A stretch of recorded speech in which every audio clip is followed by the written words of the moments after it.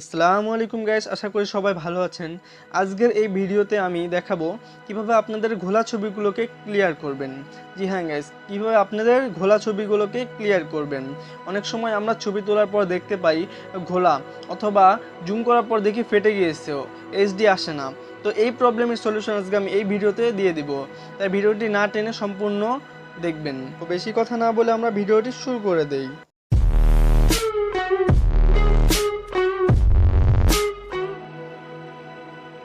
আমাদের ঘোলা ছবিগুলো ক্লিয়ার করার জন্য একটি অ্যাপসের প্রয়োজন। সেই অ্যাপসটির নাম হলো রেমিনি। জি হ্যাঁ গাইস, আপনারা যে স্ক্রিনে দেখতে পাচ্ছেন এই অ্যাপসটি সেই অ্যাপস। তো এই অ্যাপসটি আপনারা কোথায় পাবেন? এটি আপনি গুগল প্লে স্টোরে পেয়ে যাবেন, অথবা আমার দেওয়া ডিসক্রিপশন লিঙ্ক থেকেও এটি ডাউনলোড করে নিতে পারেন, এর প্রিমিয়াম মোডটি। তো এটি লিঙ্কটি ওপেন করার পর এখানে দেখতে পারবেন যে আপনার ছবিগুলো আসবে। তো আপনি যেই ছবিটি আপনি ক্লিয়ার করতে চান, ঘোলা ছবিটি, ওটি এখানে সিলেক্ট করে নেবেন। যেমন আমি আমার এই ছবিটি সিলেক্ট করে নিলাম।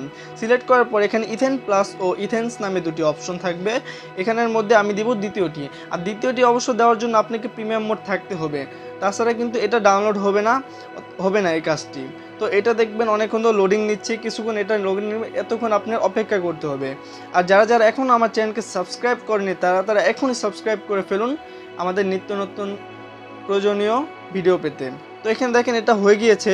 এখানে দেখতেই পাচ্ছেন গাইস আপনার ছবি কেমন ঘোলা থেকে এই পাশে দেখেন কতটা ক্লিয়ার আসছে গাইস। হ্যাঁ গাইস, দেখতে পাচ্ছেন যে কতটা ক্লিয়ার আসছে।